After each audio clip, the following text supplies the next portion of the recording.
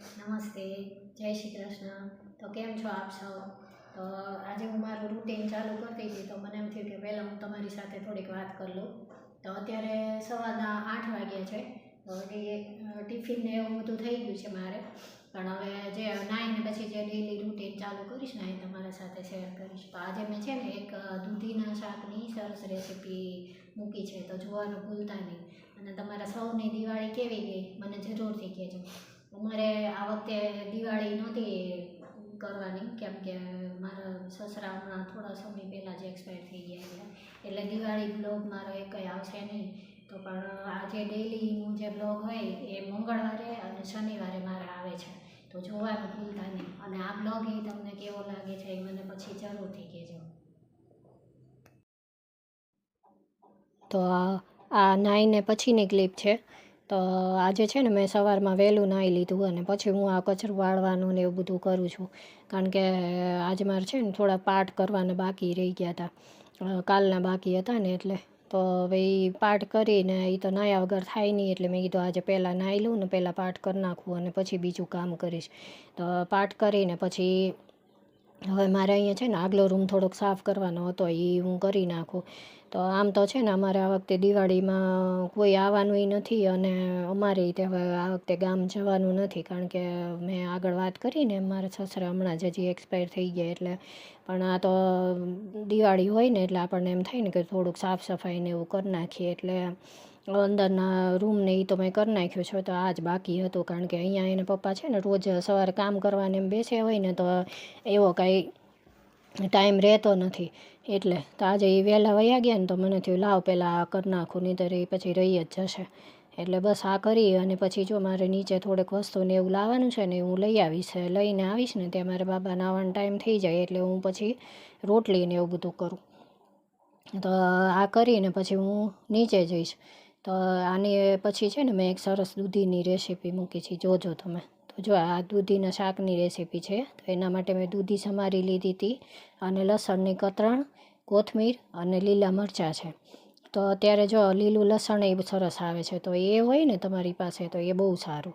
તો સૌથી પહેલાં કઢાઈમાં તેલ મૂકી દેવાનું અને તેલ ગરમ થાય પછી એમાં ઘી નાખી દેવાનું.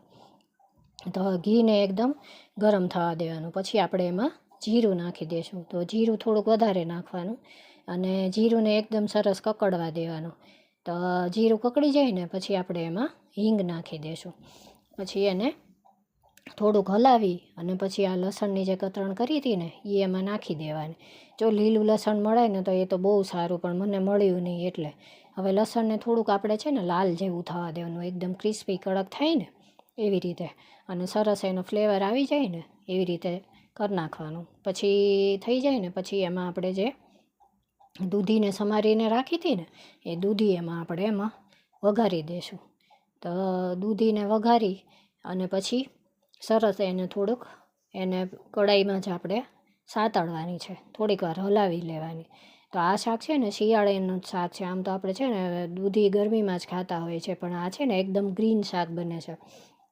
તો લીલું લસણ જેમ બને એમ વધારે નાખો, કોથમીર નાખો, મરચાં નાખો ને તો એકદમ ગ્રીન બને છે, પણ મને મળ્યું નહીં એટલે પછી આ જે મરચાં સમારીને રાખ્યા છે ને એ હું એમાં નાખી દઈશ.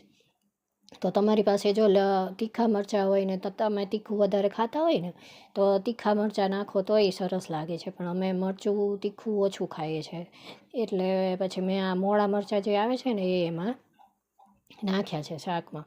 તો શાકને હવે છે ને થોડી વાર સતળાવા દેવાનું, એમને એમ સસડવા દેવાનું, એમ કહીએ ને આપણે દેશી ભાષામાં એમ થવા દેવાનું. પછી એના ભાગનું મીઠું નાખી દઈશ અને મીઠું નાખી અને પછી આપણે દૂધીને ચડવા માટે મૂકી દઈશું. તો આમાં છે ને ચડતાય કાંઈ વાર નથી લાગતી, પાણી ન નાખીએ ને તોય તે 5 મિનિટમાં ચડી જાય છે. તો હવે હું જોઈ લઉં, દૂધી સરસ ચડી ગઈ છે. તો જુઓ તમે કેટલું બધું પાણી છૂટ્યું છે, મેં નાખ્યું જ નથી જરાય તોય પણ, અને દૂધી એકદમ સરસ ચડી ગઈ છે જો. તો બસ આવી રીતે એને ચડવા દેવાની અને પછી છે ને થોડીક વાર ગેસ એકદમ ફાસ્ટ કરી અને એને પાણી બધું બાળી નાખવાનું અને તેલને છૂટું પડી દેવાનું. પછી તેલ છૂટું પડી જાય ને પછી આપણે એમાં 1 થી 2 ચમચી ભરી અને ધાણા જીરું પાવડર નાખવાનું. અને જો તમે આખું જીરું વાટીને રાખતા હોય તો એ પણ નાખી શકાય. તો ધાણા જીરું પાવડર નાખવાનું અને પછી છેલ્લે એમાં એક ચપટી જેટલું આપણે મરચું પાવડર નાખવાનું.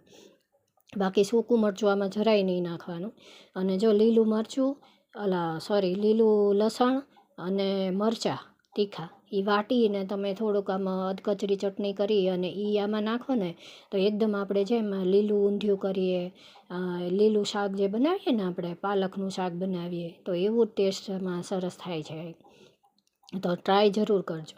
પછી જો આ કોથમીર મેં સમારીને રાખી હતી એ પણ હું એમાં નાખી દઈશ. તો હવે આપણું શાક એકદમ સરસ રીતે રેડી થઈ ગયું છે. તેલ સરસ છૂટું પડી ગયું છે. તો આ શાક છે ને તમે બનાવવાનું ભૂલતા નહીં.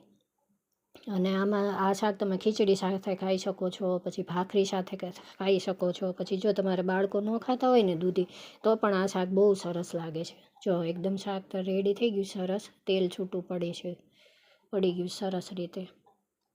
તો બનાવજો જરૂર અને પછી છે ને મને કહેજો કેવું બન્યું છે તમારું શાક.